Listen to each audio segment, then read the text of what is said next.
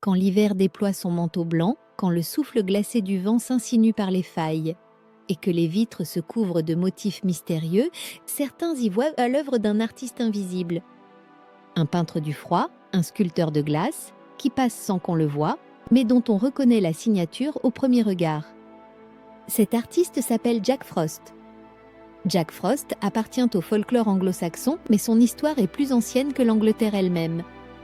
Elle puise dans les mythes scandinaves, dans les légendes celtiques et même dans les croyances slaves. Dans le nord, il pourrait être apparenté aux Jötnar, les géants de glace de la mythologie nordique. Chez les Celtes, il rappelle certains esprits saisonniers, ces entités liées au cycle de la nature. Et dans les pays slaves, il partage des traits avec Morozko, le père gel. Jack Frost n'est donc pas seulement une invention victorienne, il est l'héritier d'un panthéon d'esprits hivernaux. Invisible la plupart du temps, Jack Frost laisse sa marque partout. Les arabesques de glace sur les vitres au matin, les cristaux de givre scintillant sur les branches nues, la morsure glaciale qui pique le bout des doigts, certains le décrivent comme un jeune homme élancé, à la peau pâle comme la neige, les cheveux argentés balayés par le vent, un manteau bleu ou blanc couvert de givre. Ses yeux, deux éclats gelés d'un bleu presque irréel. D'autres le voient comme une silhouette plus sauvage, faite de glace et de vent, capable de se dissoudre dans une tempête de neige.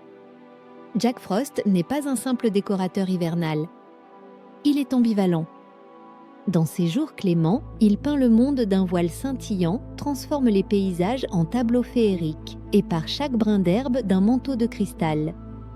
Mais il peut aussi se montrer dur, geler les chemins, figer les rivières et saisir les voyageurs imprudents dans un froid qui mord jusqu'aux os. Ces baisers glacés sur la peau sont un avertissement, admirent la beauté de l'hiver, mais respectent sa puissance. Les premières mentions écrites de Jack Frost apparaissent au XIXe siècle dans la littérature et la poésie britannique. Les Victoriens l'adoptent rapidement comme un personnage récurrent des contes et illustrations hivernales. On le retrouve dans des poèmes où il est un farceur espiègle, s'amusant à geler les nez et les doigts, et dans d'autres où il est presque un ange du froid, gardien silencieux de l'hiver. Au XXe siècle, il entre dans la culture populaire mondiale, bande dessinée, films, chansons de Noël, parfois esprit bienveillant, parfois méchant redouté, Jack Frost change de visage mais reste insaisissable. En Russie, il ressemble à Ded Moroz, un vieil homme à barbe blanche qui apporte le froid. Dans les pays nordiques, il rappelle des créatures comme Yokul Frosty, l'ogre de glace.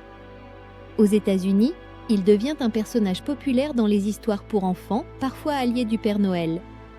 Cette diversité montre une chose, l'idée d'un esprit qui incarne le froid est universelle. Aujourd'hui encore, quand tu vois une fine couche de glace sur ta fenêtre au matin, ou des paysages figés dans un calme cristallin, tu pourrais dire que ce n'est que la météo. Ou tu pourrais croire que Jack Frost est passé dans la nuit, laissant derrière lui sa carte de visite faite de glace et de lumière. Et si tu tends l'oreille, dans le silence gelé d'une nuit d'hiver, peut-être entendras-tu le murmure de son souffle glacé. Si cette légende hivernale t'a transporté, abonne-toi pour plonger chaque semaine dans d'autres histoires où la nature et le surnaturel se confondent. Et dis-moi en commentaire, pour toi, Jack Frost est-il un artiste ou un prédateur silencieux tapi dans le froid ?